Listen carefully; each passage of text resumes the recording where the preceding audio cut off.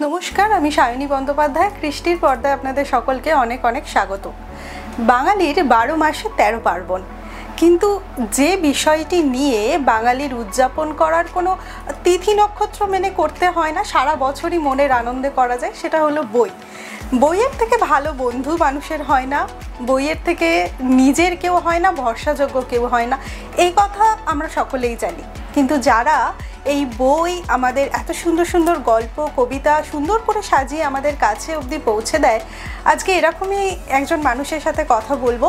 একজন পাবলিকেশন হাউসের কর্ণধার, যিনি ভীষণ পরিচিত একটি মুখ এবং ভীষণ পরিচিত মানুষের বই তার হাউস থেকে প্রকাশিত হয়েছে।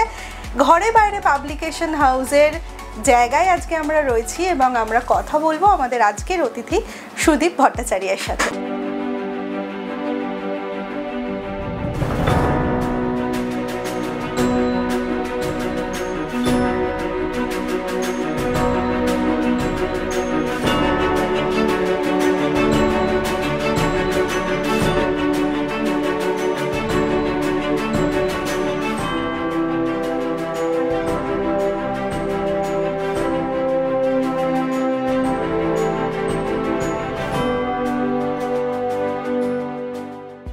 প্রথমেই আপনাকে অনেক অনেক স্বাগত জানাই কৃষ্টির পর্দায়।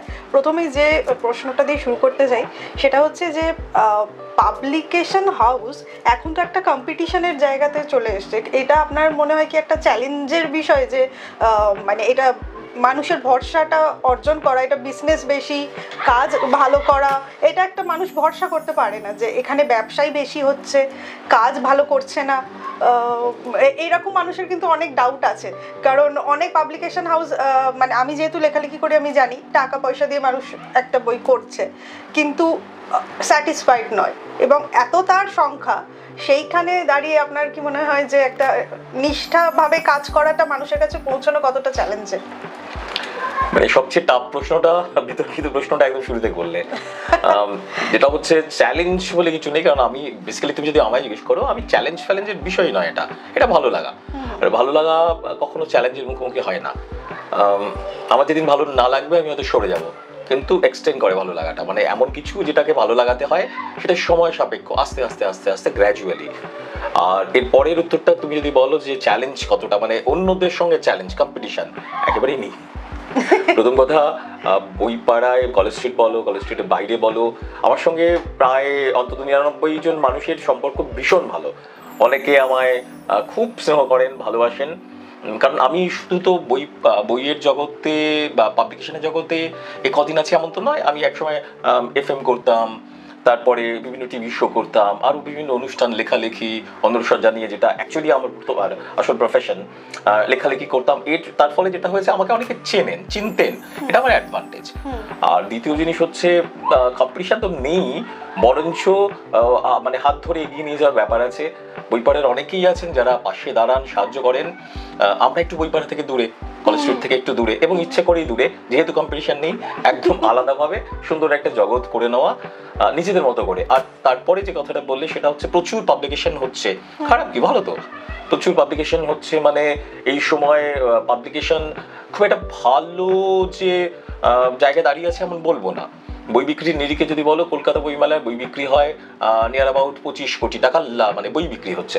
তো 25 কোটি টাকার বই বিক্রিতে আমরা যদি বইমেলার লাভের সংখ্যাটা একটু বেশি দেখি, তাহলে যদি আমি 30%ও লাভ দেখি, 25 to 30%, যেটা এমনি সময় হয় না অতটা, তাহলে তোমার দাঁড়াচ্ছে গিয়ে ধরো 25 কোটি মানে 7.5 কোটি। তো প্রায় 1000 স্টল থাকে, 1000 স্টল 7.5 কোটি দিয়ে ভাগ দিয়ে দেখো কতটুকু দাঁড়ায়। সুতরাং বইটা যে ওইভাবে শিল্পের পর্যায়ে পৌঁছেছে এমন তো নয়, এবং এই কারণেই বইয়ের বিক্রিতে বা এতে GST নেই। এটা ডিসঅ্যাডভান্টেজ আমাদের জন্য, যে শিল্পটা গড়ে উঠলে না। মানে তুমি দেখো, তুমি একটা ভালো শাড়ি পরে আছো, তোমাকে যা দাম বলছে তুমি কিনে নিচ্ছ, তুমি হয়তো খুব বেশি হলে 50-100 টাকা কমাতে পারলে। আমাদের বইয়ে কমার ব্যাপার নেই, মানে আমাদের বইতে একটা পার্সেন্টেজ, মানে ধরো তুমি 10% দিলে, না আমায় 20 দিতে হবে, 30 দিতে হবে। এটা 300 টাকা বইয়ের দাম, তার প্রোডাকশন কস্ট হয়ে যায় কত টাকা, তারপর রয়্যালটি থাকে লেখকের, তারপরে তুমি কমাচ্ছ। তো একটা বইয়ের ক্ষেত্রে, একটা বইয়ে 300 টাকার বইয়ে একটা মানে পাবলিকেশন হাউসের লাভ গিয়ে দাঁড়ায় 30 টাকা। 30 টাকা থেকে খুব বেশি হলে 40 টাকা ম্যাক্সিমাম, এবং সেটাও যদি বেশি বিক্রি হয় তবেই। সুতরাং মানে কিন্তু আপনি খুব মানে ভেতরের খবর সবাই আমরা, হ্যাঁ না এটা সবাই জানে, যারা জানে তারা জানে, যারা মানে জানতে চায় তারা জানে। এবার ব্যাপার হচ্ছে তার ফলে পাবলিকেশন হাউসগুলো যে প্রচুর লাভ করছে এমন ভাবাটা ভুল। তারপরের কথা বলি, তুমি বলছো টাকা নিয়ে বই করা। প্রথম কথা বলি, আমরা ঘরে বাইরে পাবলিকেশন আজ পর্যন্ত কোনো লেখকের কাছ থেকে একটা পয়সাও নিইনি। আমরা নিজেরা বই করি এবং আমরা গুণে সময় মতো রয়্যালটি দিই। আমাদের কোনো লেখকের বইয়ে যদি চূড়ান্ত লোকসান থাকে, তার ধরো 150 বই ছাপালাম, তারপর বিক্রি হলো 20টা বই, তার মানে তারপরেই 20টা বইয়েরও আমরা রয়্যালটি দিই, তার মানে লোকসানের উপর আবার লোকসান। কিন্তু আমরা এটা করি কারণ এটা আমার ভালো লাগার জায়গা থেকে করি। এবার আমি তোমায় বলি, আমি কমপ্লিট করি। এবার যেটা হচ্ছে, সুতরাং আমি তোমায় বলি যেটা এই যে টাকা দিয়ে বই করা যেটা বলছি, এটা আমার ক্ষেত্রে বলছি, কিন্তু এটা আমার প্যাশন বলে বলছি। কিন্তু যাদের প্রফেশন, যাদের এটা করতে হবে, তাদের উপায় নেই। তুমি জানো না যে এখন ম্যাক্সিমাম লেখকের বই বিক্রির সংখ্যা হচ্ছে 60, 70, 100, 150। তো পাবলিকেশন হাউস কোথা থেকে তারা ইনভেস্ট করবে, কোথায় তাদের লাভটা করবে? কিন্তু লেখকের সংখ্যা প্রচুর। লেখক এটা যে বারবার বলেন, এবং লেখকের 2টো বই বিক্রি হলেও লেখক এমন ভাবে ভান করেন যে তার 200 বই বিক্রি হচ্ছে। আমি লেখকদের খারাপ বলছি না, আমি নিজেও লেখক, আমার অনেক বই আছে, সেটা নয়। কিন্তু ব্যাপার হচ্ছে এই যে ভাবনাটা ভুল। একটা বই বিক্রি করতে গেলে এখন মানে অত্যন্ত লাফালাফি করে বিক্রি করতে হয়। সুতরাং এটার আমি কোনো অন্যায় দেখি না। আমরা করি না, একদম আলাদা কথা, কিন্তু প্রফেশনালি কমার্শিয়ালি কেন করবে না এটা আমি কোনো পার্থক্য দেখি না।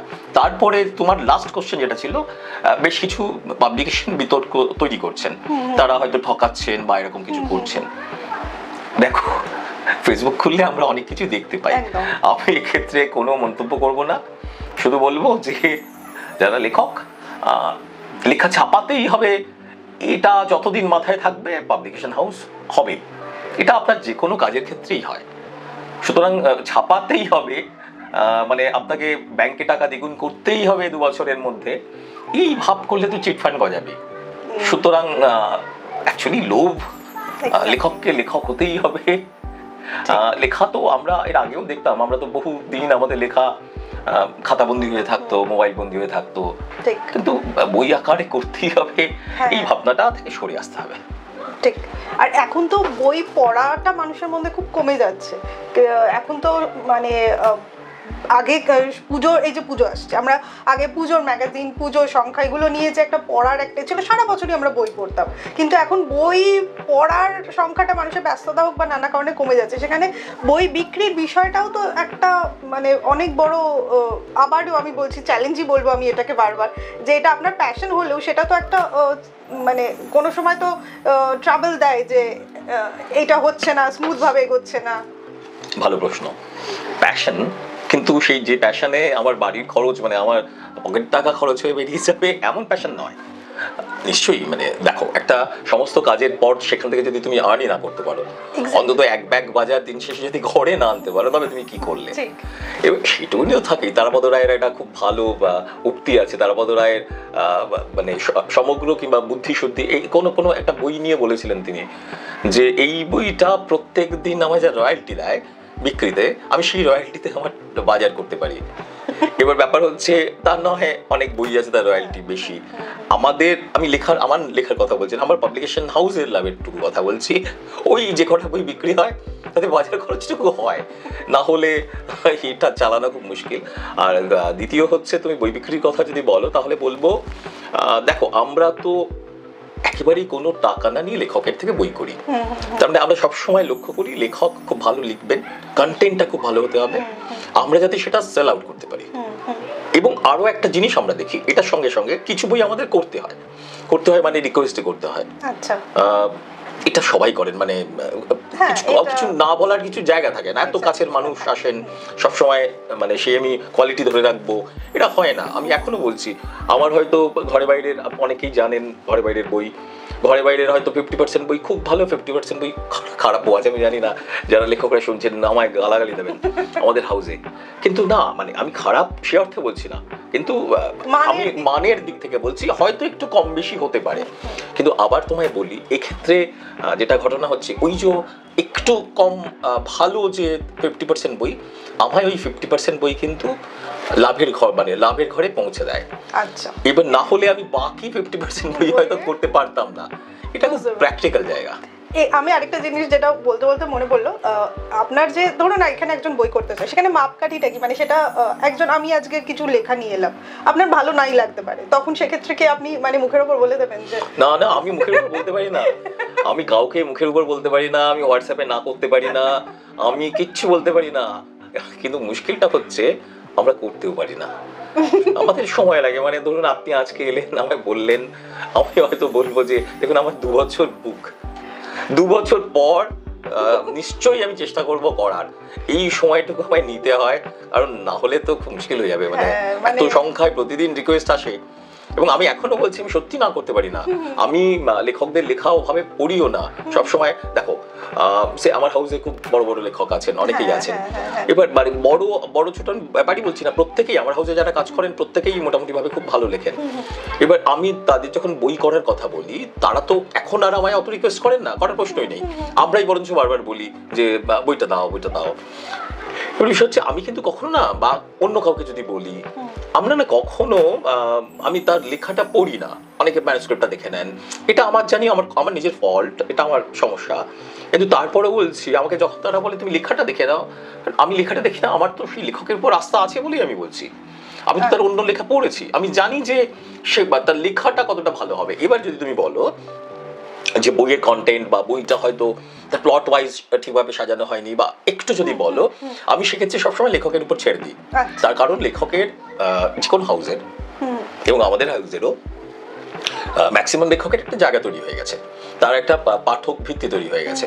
লেখক যদি খারাপ বই দেয় আমাকে, আমরা ছাপালাম, তার বিক্রি হচ্ছে, পাঠক পয়সাতেই পড়ছে। তো লেখক মানে পাঠক প্রথম গালাগালিটা দেবে হচ্ছে, গালাগালি শব্দটা বলে ফেললাম, লেখককে দেবে, পাবলিশারকে দেবে না। একটা বই কি লিখেছে ম্যাক্সিমাম, আমি তোমায় বলি ম্যাক্সিমাম ক্ষেত্রে তুমি একটা বই আমরা কিন্তু আগে দেখে নিই এটা কোন লেখকের। তুমি কিন্তু অনেক আগের কোনো বই বা এখনো অনেক বই ধরে তুমি জানো না কিন্তু এর পাবলিকেশন কে কারা, ঘটনা কিন্তু বইটা লেখকের হয় অনেক বেশি, পাবলিকেশন এই মাঝখানের কাজটুকু করে, তারা প্রকাশ করে, সেটা বিক্রি করে, সেটাকে ডিস্ট্রিবিউশন করে, বইটা লেখকের। এটা কিন্তু ঠিক কথা যে আমরা পড়ে ভালো মন্দ যাই হোক, বা ভালো লিখেছে বা ভালো লেখেনি, এটা কিন্তু লেখকের। কিন্তু কখনো পাঠক পাবলিকেশন হাউসকে বলবে না। আমি তো খুব কম দেখেছি যে দেখো কত ভালো পাবলিকেশন হাউস এই বইটার মতো বই ছাপিয়েছে, হয়তো ওভারঅল তোমায় বলতে পারি এটা ভালো বই ছাপায়, কিন্তু এটা খুব একটা বলে না, কিন্তু লেখককে বলে আহ কি দারুণ বই লিখেছো। এখন তো পুজো আসছে, পুজোতে কিরকম ধরনের ইয়ে থাকে, মানে গল্প কবিতা কি মানে মানুষের চাহিদা কি থাকে, যে কবিতার বই করব বা গল্পের বই করব? দেখো আমি একটা জিনিস বলি, পুজোর সময় বই পড়া যদি বলো বড্ড ট্রাই, আচ্ছা তুমি যদি ম্যাগাজিন পড়া বলো বা পুজো বার্ষিকী পড়া বলো, তখন ফুটছে চারদিকে। এখন আমি জানি না প্রায় 1000 খানেক ম্যাগাজিন তো হবেই, মানে নামি ম্যাগাজিন, বা এখানেও তো আমি যতগুলো খোঁজ জানি প্রায় 100 খানেক হবে হয়তো, বা আরো বেশি, আরো তুমি 4-5, আমার বাইরে ধরো আমি কতটুকু জানি 10% হয়তো, তার বাইরে এত বিশাল জগৎ, সেখানে হয়তো 1000 খানেক ম্যাগাজিন আছে, পুজো বার্ষিকী আছে, সেখানে কম করে হলেও প্রায় ধরো 100টা করে লেখা হলেও প্রায় কত হাজার লেখা ছড়িয়ে বেড়াচ্ছে পৃথিবীময়, মানে বাংলাময়।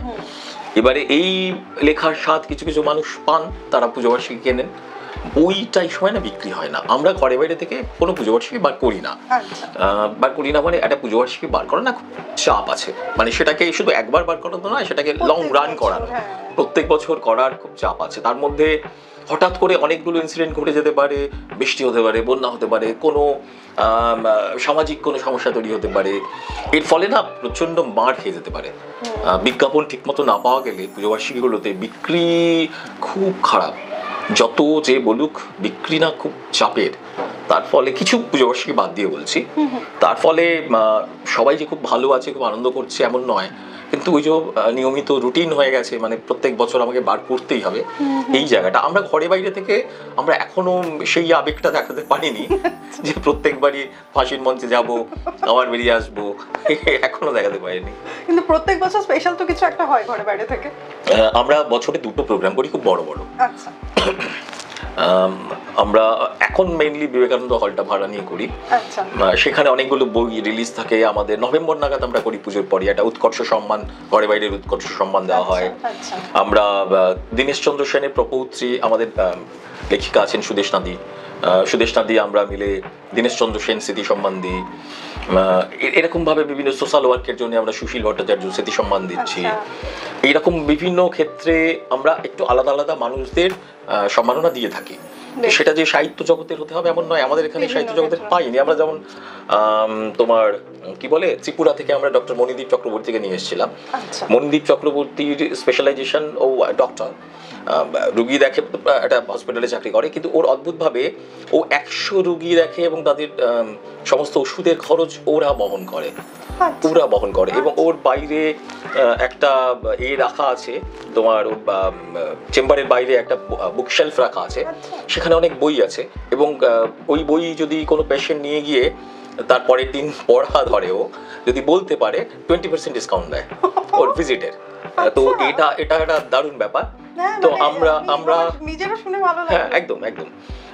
এটা শুনে আবার আর্য তীর্থ, মানে আর্যদা সবাই ছিল, আর্যদা আমায় সেদিন বললো, দেখ আমিও এটা শুরু করবো, এরকম একটা ভাবনা। ভাবলাম দারুণ দারুণ। আমরা যেমন বিপিন গঙ্গোত্রাকে আমরা দিয়েছিলাম, বিপিন দা মানে যিনি ফায়ারম্যান, বিপিন দাকে দিয়েছিলাম। আমরা এক্সপ্লোরার শিবাজি তাদের দিয়েছিলাম।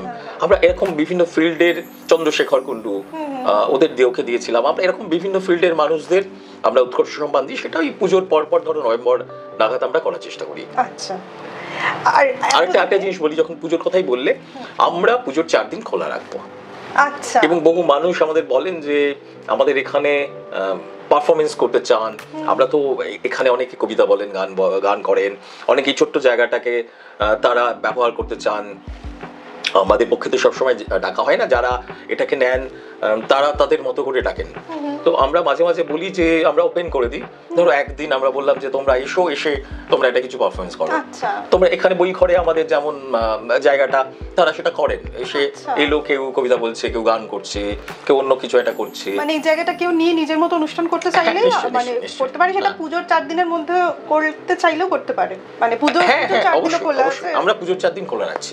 বেশ, মানে কারণ অনেকে ওই ভিড়ে গা ভাসানোর থেকে একটুখানি গান বাজনা এই পরিবেশ, গান বাজনাটা খুব চাপের হয়ে যায়। আমাদের খুব ছোট্ট জায়গা, 15 থেকে 16 জন।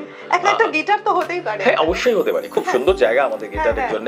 আমি ঘুরে অবশ্যই দেখাবো। হ্যাঁ। এবার তোমার কি বলে, আমাদের সাউন্ড খুব ভালো সাউন্ড আছে, পুরোটাই এসি রয়েছে, পরিবেশটা খুব সুন্দর এবং লোকেশনটাও ভীষণ সুন্দর, খুব সুন্দর। একদম লেকটাউন যশোর রোডের কাছে থেকে 2 মিনিটের হাঁটা পথ। হ্যাঁ, এবং চারপাশটাও খুব খোলামেলা, খুব সুন্দর। এখানে ঢুকে আমি আপনাকে বলছিলাম এত কোজি ফিল হচ্ছে, মনে হচ্ছে এখানে বেশ একটা এইরকমই পরিবেশ, গল্প গান একটা এরকমই একটা পরিবেশ তৈরি করাই রয়েছে, শুধু আপনাদের আসার অপেক্ষা।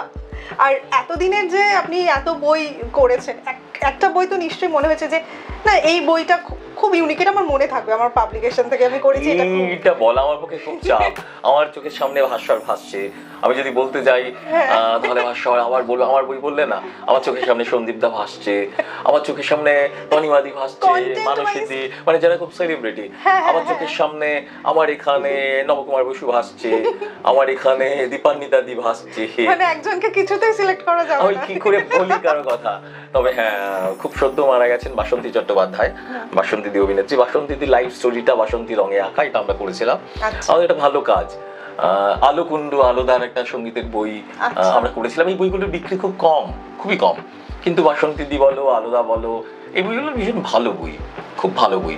দীপান্বিতাদি, ঋতুপর্ণ ঘোষের ভাইয়ের বউ দীপান্বিতা ঘোষ মুখোপাধ্যায়। দীপান্বিতাদি নিজে একজন অধ্যাপক, অসাধারণ লেখেন, বিভিন্ন জায়গায় দীপান্বিতাদি লেখা বেরোয়।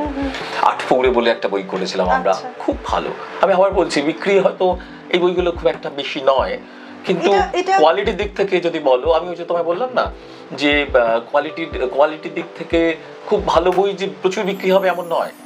আবার কোয়ালিটি যেমন ভীষণ ভালো, তোমার কোয়ালিটি এবং বিক্রির দিক থেকে যদি মানে ব্যালেন্স বলো, তাহলে বলবো যে ভাস্বরের বই আপনাদের প্রচুর বিক্রি হয়। একজনকে আইডেন্টিফাই করাটা তো মুশকিল, সেটা তো আমি বুঝতে পারছি, কিন্তু কন্টেন্টের দিক থেকে মানে খুব মানে এটা প্রকাশ করা যাবে না যে খুব বেশি, যে খুব ক্লোজ আপনার মনের খুব কাছে। দেখো, বিভিন্ন কন্টেন্টে আমাদের কাজ হয়, তো আমি কি বলি বলো, আমরা তুমি যদি বলো মহারানী দিদার কথা আমি বলতে পারি, কন্টেন্টের দিক থেকে ভীষণ ভালো, খুব ভালো, ভীষণ ভীষণ ভালো। দিদার পরে আমাদের সিরিজটাই খুব ভালো চলছে, ভীষণ ভালো। আমি মানে দুবার ধরে পড়েছি পুরোটাই, একদম। হ্যাঁ মানে অসাধারণ। আমরা মানসী সিনহা, মানসীদির থেকে একটা লেখা নিয়েছিলাম নক্ষত্র যাপন, বুদ্ধদেব ভট্টাচার্যকে নিয়ে, খুব ভালো কন্টেন্ট, ভীষণ ভালো লেখা। আমাদের এত ভালো বাসন্তীদির কথাটা আমরা বললাম যে বাসন্তীদির কন্টেন্টে মানে বাসন্তীদির লেখাটা ভীষণ ভালো।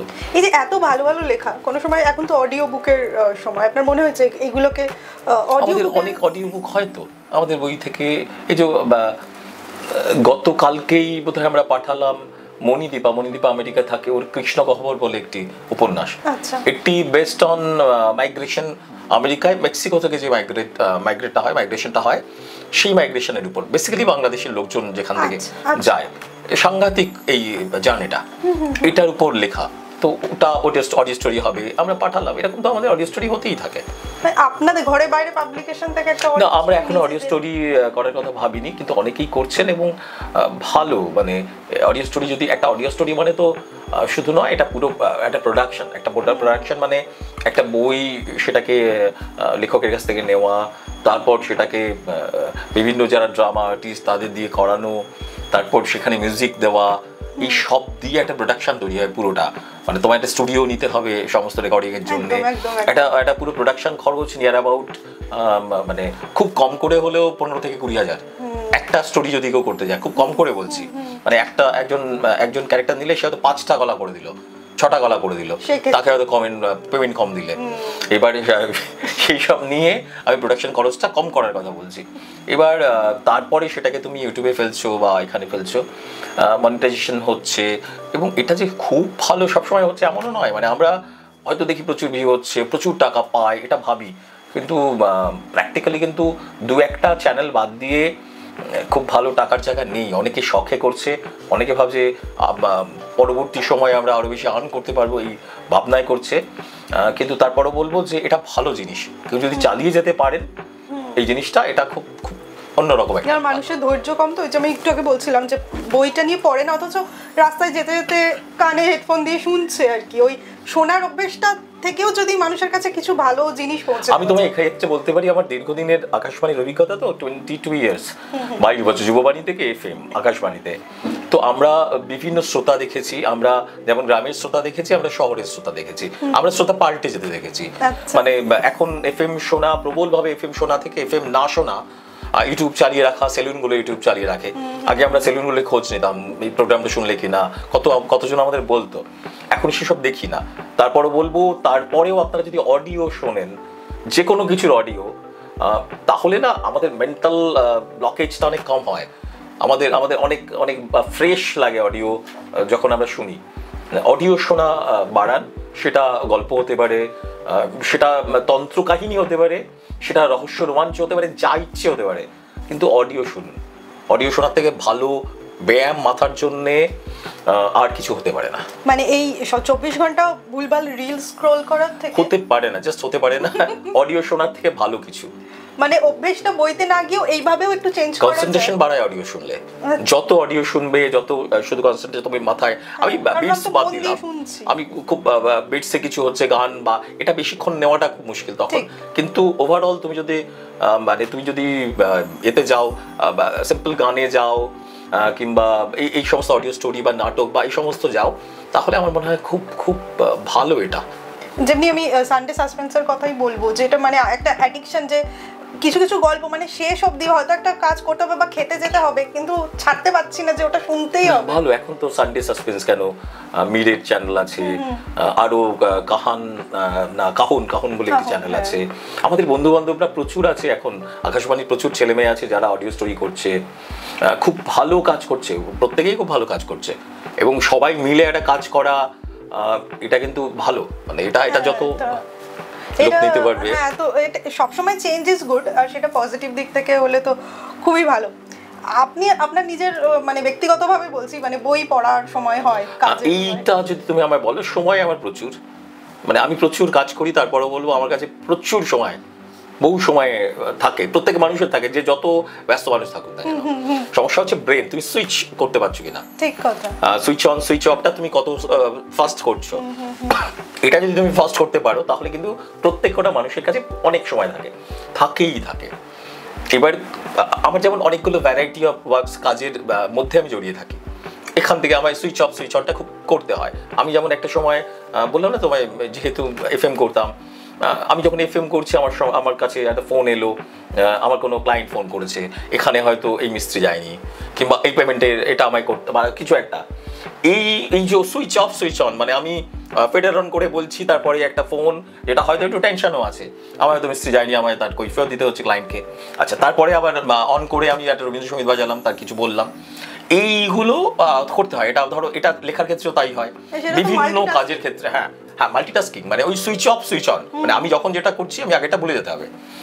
এইটা যদি করা যায় তাহলে কিন্তু খুব একটা অসুবিধা হওয়ার কথা না, অনেকগুলো কাজ একসঙ্গে করা যায়। তো কিন্তু এটা একটা প্র্যাকটিস আমার মনে হয়। হ্যাঁ, প্র্যাকটিস বটেই, মানে কারণ সবাই তো এই জিনিসটা, এটা প্র্যাকটিক্যাল প্র্যাকটিস, মানে তুমি প্র্যাকটিস করবে বলে প্র্যাকটিস করলে হয়তো তুমি হবে না, তোমার এটা হয়ে যাবে। হতে হতে কখনো একটা সময় হবে তোমার মনে হবে যে অনেক কাজ সেখান থেকে একটু অফ দেওয়া, যেটা এখন আমার হয়, আমার বই পড়া কমে গেছে। আগে প্রবল বই পড়তাম। আচ্ছা, মানে বই মানে প্রবল বললেও কম বলা হয়, আমি দিনে হয়তো 2-3টে বই নামিয়ে ফেলতাম। মানে যতক্ষণ বাড়ি আছি, রাস্তাঘাটে শোয়ার আগে রাত 1টা-1:30টা পর্যন্ত বই পড়তাম, বহু বই পড়তাম। কিন্তু কমে গেছে, আমার অভ্যেস কমে গেছে, মোবাইল ঘাটা বেড়েছে, এখন মোবাইলে লিখতে হয়, লিখতে গেলে বেড়েছে। আমার হয়তো এখন খুব দরকারি যে বইগুলো সেগুলো পড়া বেশি হয়, হয়তো কাজের ক্ষেত্রে কোনো একটা প্রবন্ধ বা কোনো ইনফরমেটিভ কোনো একটা বই, সেটা আমার পড়া সেটা হয়। কিন্তু সত্যি কথা বলতে কি, মোবাইল বড় ক্ষতি করে দিয়েছে। আমাদের যোগাযোগ মাধ্যমটা অনেক বেড়েছে, মানে মানুষের সঙ্গে মানুষের, আমাদের বাংলার সঙ্গে সারা পৃথিবীর, বাংলা আরো ছড়িয়েছে। বাংলা বলা হয় না যে বাংলা খুব ছোট জায়গায় হয়েছে, আমার তো মনে হয় বাংলা আরো ছড়িয়েছে, সারা পৃথিবীটাকে আমি সমস্ত বাঙালিকে এক জায়গায় পাচ্ছি। তো এই জায়গায় আমার কখনো মনে হয় মোবাইল ক্ষতিও করে দিয়েছে, কিছু দিয়ে কিছু নিয়ে নিয়েছে, অনেকটা নিয়ে নিয়েছে। আমি যেটা দিয়ে এবার শেষের দিকে চলে এসেছি, আপনি তো নিজে লেখালেখি করেন, এবং আমাদের একটা কথা আছে যে লেখকরা একটু দুঃখ বিলাসী হয়, সেটা কি আপনি কতটা বিশ্বাস করেন কথাটা? আপনার চারপাশে যারা এত লেখকের ছবি, এত বই, মানে সেটা আপনি কতটা অনুভব করেছেন? যে না, অনেকগুলো কথাই আছে। অনেকে বলেন লেখক দুঃখ বিলাসী হয়, অনেকে বলেন কবিতা লিখতে গেলেই তাকে বিরোহী হতে হয়। এই সমস্ত হলো, মানে অন্তত আমার ক্ষেত্রে নয়, মানে দুঃখ বিলাসের কোনো জায়গায় নেই। আমি বরঞ্চ মানে তুমি যদি সোশ্যাল মিডিয়ায় বলো বা এখানে বলো, আমি কখনো ব্যক্তিগত সুখ দুঃখের কথা বলি না। হয়তো আনন্দের কথা বলতে পারি, খুব দুঃখের কথা তো বলি না। কোনো পার্সোনাল কথা আমি ফেসবুকে কেন করবো, কেন দেখবো, কোনো জায়গা আমার দেখি না। বরঞ্চ আমি কিছু কিছু জিনিস মজা করে উপস্থাপনা করি। লেখার ক্ষেত্রে সেটা প্রভাব পড়ে? না, একেবারেই পড়ে না। লেখার যখন, মানে আমি জানি না, অনেকের ক্ষেত্রে পড়তে পারে, আমার বরঞ্চ অন্য দর্শন কাজ করে। আমি তুমি লেখার কথাই যখন বললে, আমি তখন বলি, ধরো আমার একটা চালু সিরিজ হচ্ছে লুচি পরোটা রহস্য কাহিনী। আমাদের পরপর 3টে আমার বই হয়ে গেছে, আরো এরপরে আরেকটা বেরোচ্ছে বর্ষার থেকে এবার বই মেলায়। সেটা হচ্ছে, প্রথমটা হচ্ছে ভিক্টোরিয়া কাপুর পেন, অনেকে পড়েছেন। তারপর হচ্ছে তোমার এবার যেটা হলো পদ্মা সেতু, রহস্যে ঘেরা পদ্মা সেতু, আর অদ্বৈত আচার্যের কমণ্ডলী ছিল সেকেন্ড পার্টটা। কিংবা আমার অন্য উপন্যাসগুলো বা যেটাই বলো, অ্যাকচুয়ালি আমি যেটা করি সেটা হচ্ছে, কোনো জায়গায় যদি আমি ফেলতে হয়, আমি সেখানে যেতে হয়। মানে সেটা তুমি বলতে পারো, আমি প্রচন্ড ঘুরতে ভালোবাসি। আমার মানে যারা আমায় বিভিন্ন জায়গায় বিভিন্ন অনুষ্ঠানে নিয়ে যান, এখানে আমার কবিতা টবিতা অনেকে করে, তারা বিভিন্ন অনুষ্ঠানে বলেন কলকাতায়, আমি খুব একটা যেতে চাই না। মানে আমি একটু আড়ালে থাকতেই পছন্দ করি, কিন্তু বাইরে থেকে যদি কেউ আমায় ডাকে তাহলে আমি লাফিয়ে চলে যাই সেখানে। সেটা বাংলাদেশ হোক, আগে, এখন তো বাংলাদেশ বন্ধই, মানে সেখানে সঙ্গে যোগাযোগ তো নেই ওভাবে। কিন্তু অন্য রাজ্যে যদি হয় বা অন্য কোথাও হয়, আমি চলে যাই, দৌড়ে চলে যাই। এই যে যাওয়া বা বিভিন্ন জায়গাগুলো বারবার ঘুরতে যাওয়া, বেড়াতে যাওয়া, এই জায়গাগুলো না আমার কোথায় আমার মানে মাথার মধ্যে বসে থাকে। আচ্ছা, আমি তার সমস্ত ইনফরমেশন গুলো কোথায় কি সমস্তগুলো আমার মাথায়, আমি কখনো কিছু লিখতে পারি না, ধরো আমি লিখে নোট করে রাখলাম, আমার হয় না, কিন্তু আমার মাথার মধ্যে সবটা ছবির মতো ঘোরে। আচ্ছা, এবং সেটা আমার এক একটা লেখায় কাজ করে। আচ্ছা, মানে আমার যদি রোমান্টিসিজম বলো, সেটা আমার প্রকৃতি। আমার তুমি যা বলবে আমি সবটাই প্রকৃতিতে ফেলি। আচ্ছা, ওটা মানে আমি বেড়াতে না গেলে বা আমি না হলে হয়তো একটা বইও সৃষ্টি হতো না, একটা কবিতাও সৃষ্টি হতো না। প্রকৃতি সবসময় লেখার মধ্যে আপনার মানে ভালোবাসা, খারাপ লাগা সবকিছু ওটার মধ্যেই জুড়ে থাকে, মানে ঘুরতে না গেলে লেখা আসবে না, প্রশ্নই নেই। আর ঘোড়া আপনি তো নিজে ইন্টেরিয়র ডিজাইনার, ঠিক আছে, এবারে এই নিয়ে কোনো বই নিজে করার কথা কখনো ভেবেছেন? না, আমার তো বই আছে 2018-তে, 18-19-এ আনন্দ থেকে আমার এই যে অন্তঃসজ্জা নিয়ে বই আছে, বাঙালি বাড়ি অন্তঃসজ্জা। আচ্ছা, এর আগে অনেকদিন আগে বিবি রায়ের বই ছিল, বিবিদির বই ছিল, তারপরে আমারটা করা। আচ্ছা, তো এছাড়া বিভিন্ন লেখালেখি তো আছেই, মানে আনন্দবাজার থেকে শুরু করে যত রকম পেপার আছে, ম্যাগাজিন আছে, সবখানে আমার লেখা যায়। সেখানে এই যে বইয়ের কভার করার ক্ষেত্রে সেই আর্টিস্টিক ভাবনাটা কি? না না না, আমার ভাবনা হয়তো দেখে ভালো লাগা খারাপ লাগার মতো কভারই আছে, কিন্তু সেটা কভার ডিজাইন আমাদের আর্টিস্ট করে। হ্যাঁ, মানে আপনি যেহেতু এই প্রফেশনটার সাথে রয়েছেন, একটা তো না, অন্ধসজ্জার সঙ্গে বুকসজ্জা আমি সেটাই লিংক করার চেষ্টা করছি। এত বেশি লিংক করলে খুব মুশকিল, কারণ এগুলো একদম সেপারেট এক একটা ভাবনা। কভার ডিজাইনার তারা একদমই তাদের ভাবনা, তারা কিভাবে কভারটা, আমি খুব একটা কারো কাজে মাথা গলাই না। আচ্ছা, বরঞ্চ আমি এনজয় করি যে কাজটা বাহ খুব ভালো লাগলো, সেটা এখানে আমার কনসেপ্টই নেই কোনো।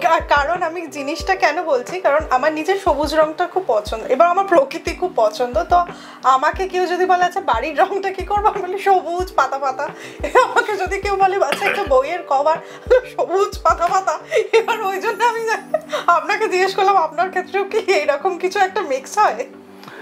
রাজনৈতিক প্রশ্ন, আমি গেলাম না রঙের বিশ্লেষণে, কিন্তু এটা বলতে পারি সাদাই ধরে নিন, শান্তিতে চলে আসি আমরা। না, সেটাই বললাম যে আমরা না রং বা অন্য কিছু বলো, আমরা ইন্টেরিয়ারে রং খুব একটা, আমরা সবসময় ইন্টেরিয়ারের ক্ষেত্রে রঙের প্রশ্নই যদি আসে, আমরা ফলো করি ফার্নিচার গুলো বেসিক্যালি একটু ডার্ক শেড, আর ওয়াল হচ্ছে যতটা সম্ভব লাইট। আমরা বিভিন্ন কালারে যাই না, যে কোনো ভালো ইন্টেরিয়ার ডিজাইনিং এ ওই লাল সাজা, লাল সবুজ হলুদ এগুলো হয় না, খুব কম হয়, একটু ক্লাসি জিনিস। হ্যাঁ, মানে আমরা ফার্নিচারটা অনেক বেশি ইউজ করি সেটা সাজাতে।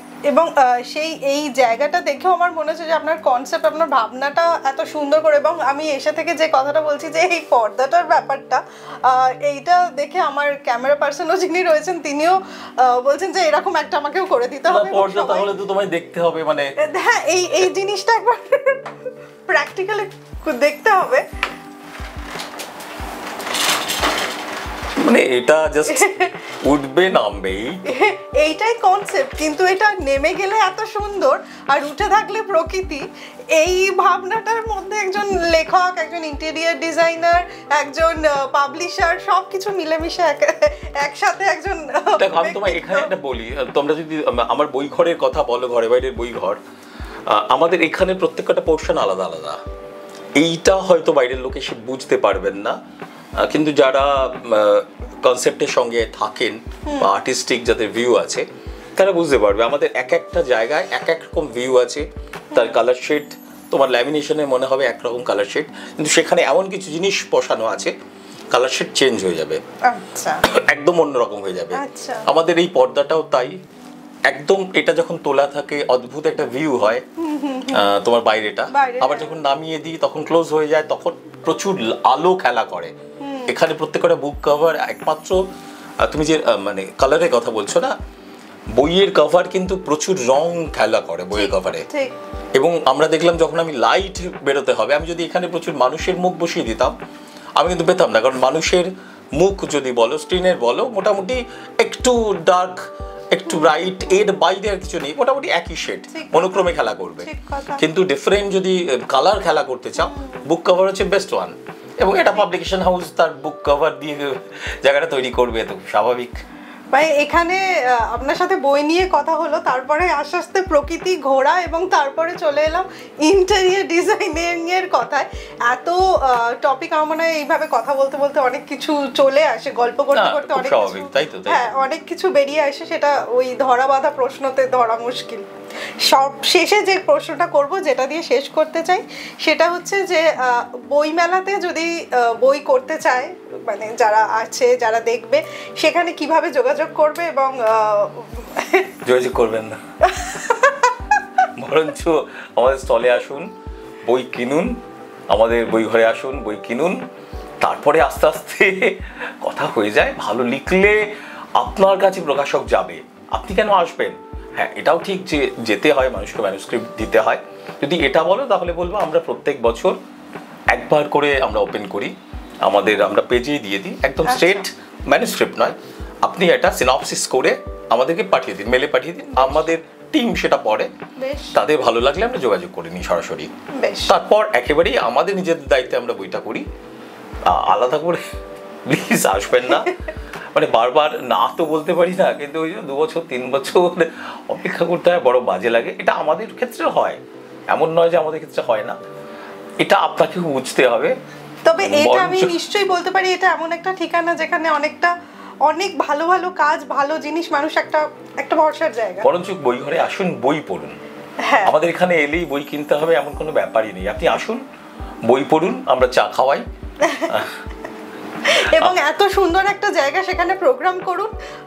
এবং এটা করতেই পারে নিশ্চয়ই। এই যে আপনি বললেন যে বই শিল্প হয়ে উঠতে পারিনি, শিল্পটা আস্তে আস্তে তৈরি হোক, এই জিনিসটা চলতে থাক, এবং আমাদের কথাও চলতে থাক। আমরা এইভাবেই বইতে, শিল্পে, গানে একে অন্যের সাথে জুড়ে থাকি। আপনারাও থাকুন আমাদের সাথে, দেখা হবে আবার পরবর্তী সংখ্যায়। ধন্যবাদ, নমস্কার।